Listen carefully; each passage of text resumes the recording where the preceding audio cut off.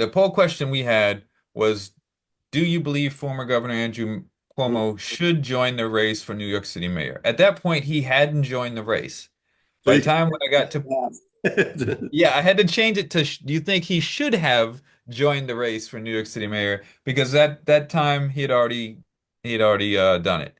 So, Cuomo could have you could have gave us a heads up before the episode that you were coming in so that we could get it proper, but we'll let you go this time. So that was the question. Do you think he should have joined the race for New York City mayor? And so what do you think the results are here on this? Just curious. So the yes, no were the choices. Yes, he should have. No, he shouldn't have. I'm gonna guess, even though I think he's doing well in New York City now, I'm gonna Hmm. guess on this particular poll, 85% said no. You're very close. 77% said no. 23% said yes. Yeah. And that, I gave some background info on what was happening here. So we got some comments as well. This guy said no. He's like, what is this? There are only like 10 people in the world who can run for elective office. And I think that's a point. Like we keep seeing the same faces over and over again, shuffling around from position to position. And we've seen it at the presidency. I mean, we went from what was it? From Obama Biden to Trump to Biden to back to Trump.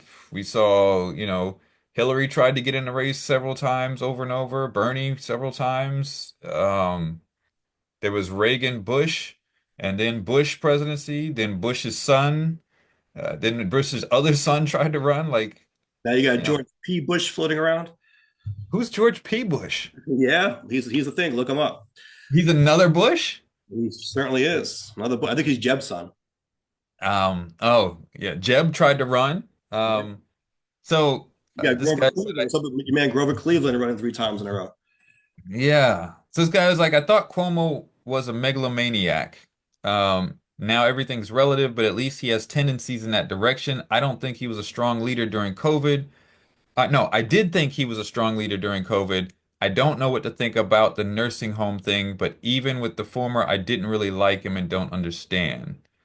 Um, so he does not want Cuomo in the race, or he doesn't think he should.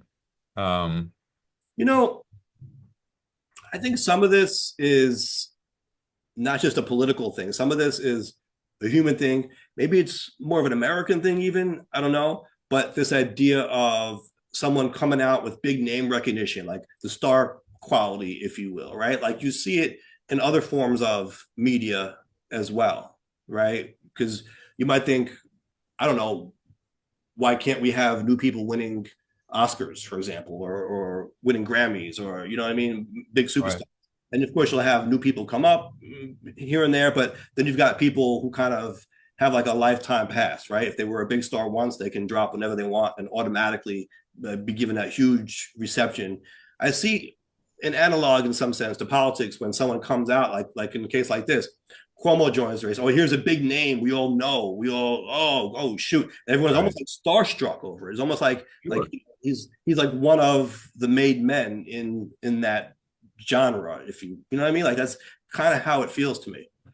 Right. Yeah, I mean, I think in all of that, there's an element of that popularity contest and everything. And it's also in recognition. Right, right, The devil right? You're comfortable with who you know and what you're familiar with. yeah, And so people tend to move in that direction. And that's why things like branding is so popular, exactly. even personal branding, because it gives people more familiar with you, which makes them more likely to interact, engage, or take Yeah, on your services. So yeah. Think about that, right? Like that commenter's point about where there are only a couple people in the world who can run for office. It would be like going to a restaurant and they say, you got Coke or Pepsi, and it's like, oh, you tell me there's only two sodas in the world or on soda companies, but like those are the main ones. Like, this is the name yeah, recognition, it's the market share, it's all that. So, yeah. Shout out to RC Cola. right. So, and I think part of this though can be misleading when it comes to politics, especially when it comes to New York City's mayor's races, right? Because I think we mentioned this on the show before. Anthony Weiner was leading from name recognition when he ran in 2013. Andrew Sure. Yang was coming off a presidential run, and he was leading when he ran in 2021 until he wasn't. And so I think when you're doing I think he initial, was leading off of that universal basic income. Everyone wanted a piece of that. but it was, yeah, but he didn't win the president's, Right, right, right. right? He had a dropout, but he had the name recognition. And yeah, obviously he had some popularity still, but he didn't end up winning. He came nowhere close to winning the race when it was all said and done. And so Right. I think when you start polling people early on in a race, who would you support for mayor, right? They're not paying attention as closely until towards the end. And Right. so you just list a bunch of names they may not have heard about most of the people on the list. They're going to pick the person that they've heard about. And Sure. that's why someone like Cuomo would do very well early on in polls. Now that he's officially in the race and all the other candidates are turning their attention to attacking him, those numbers are sure to shift. Absolutely. Will it be enough for him to lose? Maybe, maybe not. But it's not going to stay Right. static. I think the huge lead he had early on was primarily due to name recognition, and like this person wrote in the comments, the fact that he was received as a competent governor during COVID. Sure, sure. And like I said, I think, yeah, things change between that initial time and later on. I think the more, his opponents are going to attack him on some of the negatives and why he resigned before, and people are going to get reminded of these things, and those numbers are going to definitely shift. There was a comment here in response to the poll saying, why not? He does have experience as a manager. He made some mistakes as governor, but name someone who hasn't. Big complex cities like New York City are almost unmanageable. And if a former governor is willing to take on that job, I say give him a chance. I bet he'd be much better than the corrupt person they have now. Yeah, although there are other candidates in the race who are trying to paint Adams and Cuomo as both corrupt, right? And they're kind Right. of portraying them as two peas in a pod, and they're saying we want to move away from that.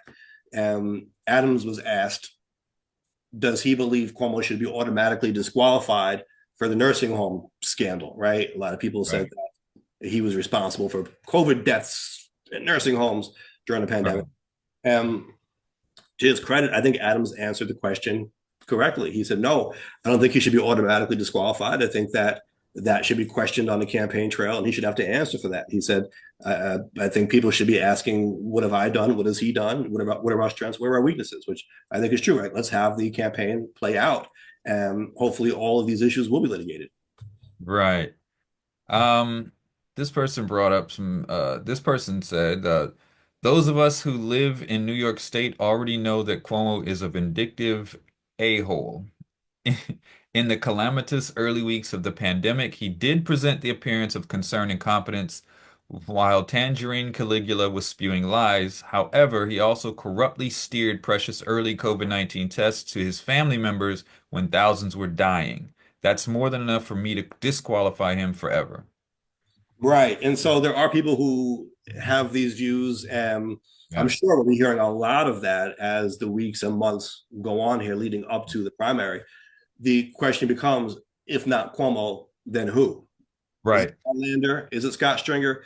Now we're hearing Speaker Adams, right? Adrian Adams is looking more likely to get into the race. She just gave her big address earlier today, right? State of the city, whatever she calls it. Um, it seemed like she was campaigning for mayor a little bit in her speech, right? Talking about, we need a strong leader in the city, that kind of thing.